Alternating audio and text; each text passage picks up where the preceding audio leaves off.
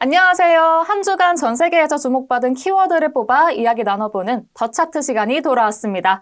오늘도 인베스팅닷컴에서 황성아 사이트 매니저님 나오셨습니다. 어서 오세요. 안녕하세요. 네, 이번 주에는 어떤 키워드가 눈에 띄었을까요? 인베스팅닷컴의 일주일 인기 검색어를 살펴보면 원달러의 지난주 검색량은 약 4만 뷰에 달했습니다. 네, 굉장히 또 많은 관심을 얻고 있는데요. 최근 원달러 환율이 2009년 글로벌 금융위기 이후에 15년 만에 1,450원을 넘었잖아요. 이렇게 변동성이 커지는 이유는 무엇일까요? 국내의 경우 정치 불안과 경제 체력 약화가 국내외 투자자들의 심리를 위축하고 있는데요. 네. 이 와중에 지난 18일이죠. 미 연준에서 금리 인하 속도를 조절하겠다고 발표를 했는데요. 네. 파월 의장이 매파적인 발언을 하면서 달러 강세가 이어지고 원화값이 곤두박질 쳤습니다. 네. 파월 의장은 이날 기준금리를 0.25%포인트 내렸지만 내년 금리 인하 예상 횟수를 기존 4회에서 2회로 축소하기로 했다고 발표했습니다. 네, 이번에 미국의 금리 정책 변화가 달러 환율에 어떤 영향을 미칠 걸로 보고 계시나요? 기준금리 인하가 위험 자산을 선호하도록 하고 네. 원화 표시 자산의 투자 매력을 떨어지게 해 해외 주식과 암호화폐에 돈이 몰릴 것으로 예상이 됩니다.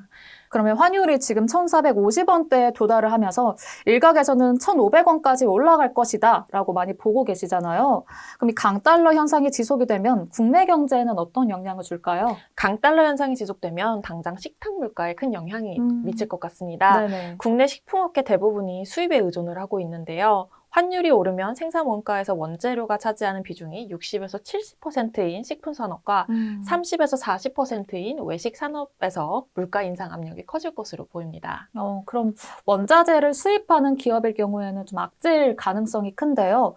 반대로 수출하는 기업에는 호재로 작용하지 않을까요? 아닙니다. 수출에 의존하는 국내 기업들의 경우 비상이 걸렸는데요. 네네. 대부분의 기업은 원자재를 수입해 제품을 생산하고 있어서 원화 가치 하락과 수입 가격 상승으로 인해 수익성 악화가 불가피합니다. 최근 우리나라 외환당국과 국민연금이 외환 스와프 거래 한도를 증액하기로 했잖아요. 이런 소식들이 들리면서 이 시장 안정을 위해서 총력전에 나선 걸로 보고 있는데 이런 노력들이 원달러 환율이 하락하는데 도움이 될까요? 환율이 급등하면서 경기 회복 수단으로 꼽힌 한국은행의 선제적 금리 인하 가능성도 후퇴했는데요. 미국이 인하를 늦추는 상황에서 한국만 속도를 낼 경우에 네. 환율이 달러당 1,500원에 육박할 가능성이 있을 것입니다. 네. 그러면 약달러로 전환될 가능성은 언제쯤이라고 보시나요? 글쎄요. 내년 트럼프 2기 정부가 출범하게 되면 네네. 관세 폭탄과 강달러, 고물가가 예상이 되는데요. 특히 관세 폭탄과 법인세 인하는 인플레이션 반등과 미국 경제 성장을 예고합니다. 네. 이 경우 연준이 경기 과열을 막기 위해 금리를 높게 유지해야 하고 그렇게 될 경우에 강달러를 유동할 수밖에 없을 것으로 보이는데요. 또 한국 금융시장에서 외국인 자금 추가 이탈 현상이 이어지면 원화 가치 하락에 영향을 줄 것으로 예상이 됩니다. 네, 그럼 지금까지는 이 인베스팅닷컴 인기 검색어인 원달러 환율에 대해서 이야기 나눠봤는데요. 그럼 한 주간 인베스팅닷컴에서 가장 관심을 적게 받은 종목은 무엇일까요? 진 기자님 러닝 좋아하세요? 네, 좋아하는데 최근에는 이제 날씨가 추워서 자주는 못하지만 평소에 즐겨 하고 있습니다. 바로 러닝과 관련된 기업인데요. 네. 최근 들어서 인기가 시들해진 검색어는 바로 나이키입니다. 근데 요즘에 특히 MZ 세대들 사이에서 러닝이 큰 유행이고 인기잖아요. 러닝화 하면 나이키가 가장 먼저 떠올랐는데 의외네요.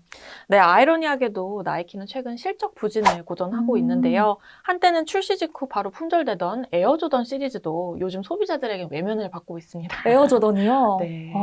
그래서 폭발적인 러닝 열풍 속에서 호카나 온과 같은 기능성이 우수한 신발 브랜드들이 나오면서 네네. 소비자들의 시선은 이제 그쪽을 향하고 있는데요. 나이키는 워낙에 좀 대중성이 컸고 많은 사람들이 또 신어봤다 보니까 나이키의 매력이 떨어진 게 아닌가 생각도 들고 이 호카나 온 같은 또 새로운 브랜드를 또 신어보고 싶다는 또 심리가 네. 사람들이 또 당연히 들잖아요. 맞죠. 그런 브랜드로 옮겨갔지 않았나 싶네요. 네, 맞습니다.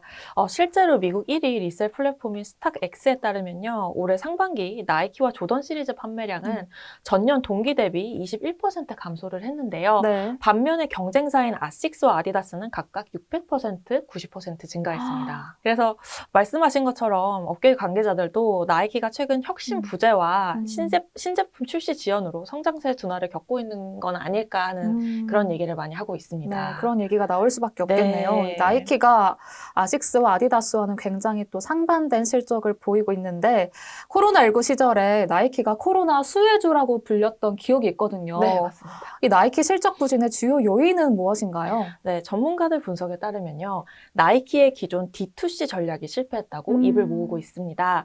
D2C라고 이야기하는 다이렉트 투 커스토머는 판매자가 소비자에게 직접 자사 제품을 판매하는 방식을 말하는데요. 네. 중간에 있는 유통, 소매, 도매 업체 등 중개 단계를 생략해서 제조업체가 마진을 크게 확보할 수 있는 게 장점입니다. 네네. 뭐 나이키의 경우 자사 온라인몰, 오프라인 매장에 집중하면서 판매를 해왔습니다. 맞아요. 나이키는 D2C가 성공적으로 안착하고 향후 시장을 낙관적으로 판단하면서 생산량을 대폭 늘렸는데요. 남은 재고 처리를 대대적인 세일 프로모션으로 가져가면서 실적에 영향을 줬을 것으로 예상을 하고 있습니다. 그렇군요. 네. 이 나이키의 동아줄 역할을 하는 나라가 중국이라고 들었는데요. 근데 요즘에 중국 경기 상황도 썩 좋지가 않잖아요. 네. 이런 부분도 나이키 매출에 영향을 줄까요? 네, 중화권의 거시적인 불확실성 증가, 시장 전반의 불균형한 소비 추세로 인해 나이키의 실적 전망은 하향 조정됐습니다. 네네. 중국은 나이키 매출의 약 15% 비중을 담당하고 있었는데요. 미국 다음으로 큰 시장이지만 수년간 고전하고 있습니다.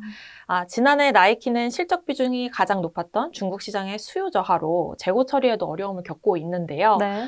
실적 방어와 재고 부담을 덜기 위해 대규모 할인 판매를 진행했었지만 아쉽게도 중국 소비는 살아나지 않고 있습니다. 일각에서는 나이키의 중국 재고가 더 쌓일 수 있다고 우려를 하고 있습니다. 이 나이키가 현재 위기를 극복하기 위해서 다양한 시도를 할 것으로 보이는데 어떤 전략을 하고 있나요? 계속되는 실적 부진으로 지난 9월에 새로운 CEO로 엘리엇 힐을 맞이했는데요. 네. 힐 CEO는 32년 넘게 나이키에서 몸을 담은 베테랑이죠. 오. 그는 과거 경영진의 재고 관리를 문제로 지적하면서 단기 매출을 늘리려고 한 일이 오히려 브랜드 이미지를 떨어뜨렸다며 당분간 에어포스 1, 덩크, 에어조던 1 등 베스트셀러 제품을 줄이고 네. 장기적으로 브랜드 가치를 회복하겠다는 계획입니다. 그럼 이 글로벌 스포츠 브랜드 시장에서 나이키가 잃어버린 점유율을 다시 되찾을 수 있을까요?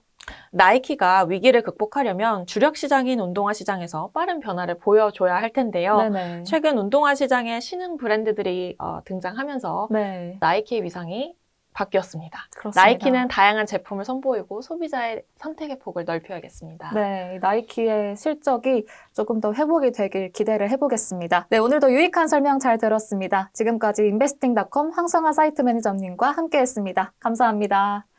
네, 저희 더 차트는 다음 주에도 새로운 키워드로 함께 돌아오겠습니다. 만관부, 만사부 감사합니다.